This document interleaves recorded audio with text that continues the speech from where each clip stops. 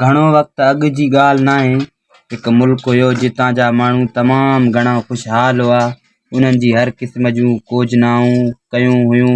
ॿूटनि खे पोखणु, लाबारो करणु ऐं मेवनि खे महफ़ूज़ करणु, ॿियनि मुल्कनि में विकिरो करण जे लाइ मुख़्तलिफ़ शयूं ठाहिणु ऐं केतिरा ई अमली आर्ट जा नमूना ठाहिणु वग़ैरह सभु शयुनि में माहिर हुआ।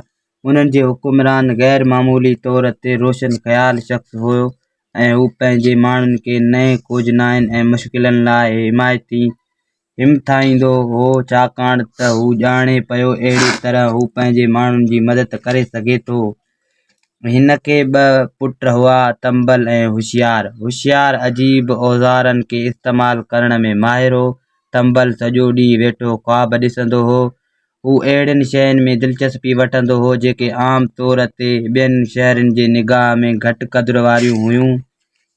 वक़्तनि बेवक़्तनि बादशाह, जंहिंजो नालो हो बादशाह, मुमकिन ही ऐलान कंदो हो उहे सभु माण्हू जिन दिलचस्प ऐं कारआमद इजादूं कयूं आहिनि उहे पंहिंजूं इजादूं महल में जाच लाइ पेश कनि त जीअं उन्हनि खे इनाम सां नवाज़ियो वञे।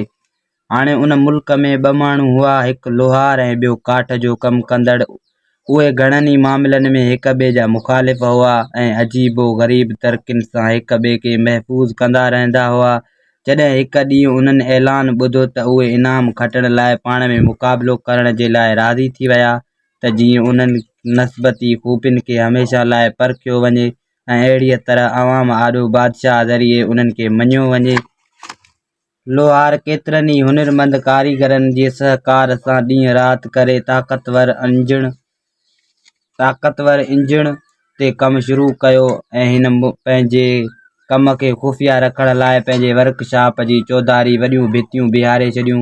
काठ जो कमु कंदड़ पंहिंजे सादा औज़ार खणी जंगल में हलियो वियो। तवील ऐं तनहा फ़िक्र खां पोइ हिन पंहिंजे हिकु शाहकार ठाहियो। मुक़ाबिले जूं ख़बरूं पूरे शहर में फहिलिजी वयूं ऐं माण्हू सोचियो त लोहार आसानीअ सां खटे वेंदो, छो त हुन जी महारत वारा कम पहिरियां बि माण्हुनि ॾिठा हुआ।